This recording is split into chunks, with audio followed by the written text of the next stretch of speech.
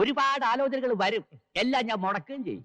ലവന്റെ മോളുടെ കല്യാണം മുടക്കാൻ വേണ്ടി ഒരു 10-15 ഡിഗ്രിക്കാരെ ഞാൻ ജ്വാലിക്ക് വെക്കും. നിങ്ങൾ തമ്മിൽ ഇങ്ങോട്ടും അങ്ങോട്ടും മുടക്കിയ എന്റെ വീട്ടിൽ അരി വേവില്ലല്ലോ ഈശ്വര.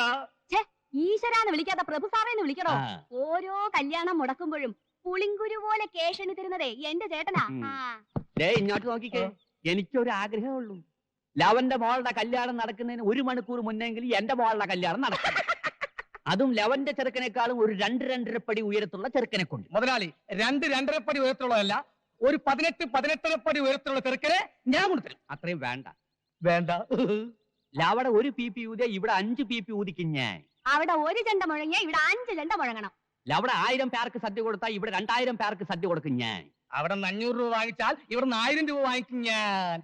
ഒന്നും മിണ്ടണ്ട, ഈ ഒരു കല്യാണം ഒന്ന് നടന്നു കണ്ടാ മതിയേ. അപ്പൊ ഞാൻ ആ ഗൾഫിനായിട്ട് നാളെ ഇവിടെ എത്തും. അപ്പൊ ഞാനൊന്ന് ഇനി പോകുന്ന വഴിക്കേ അവിടെ കയറി പറഞ്ഞേക്കണം, നാളെ ഒരു ഗൾഫുകാരൻ ഇവിടെ പെണ്ണ് കാണാൻ വരുന്നുണ്ടെന്ന്. അവിടെ ആരും കാണാനില്ലല്ല. അല്ലെങ്കിൽ ഇപ്പൊ തന്നെ കയറി ചെറ്റത്തരം പറയണ. പറയാൻ പറഞ്ഞു. പറയണമെന്ന് പറഞ്ഞാ പറയരുത്, പറയണ്ടെന്ന് പറഞ്ഞാ പറയണം. മനസ്സിലായ? മനസ്സിലായില്ല. അപ്പൊ ഞാൻ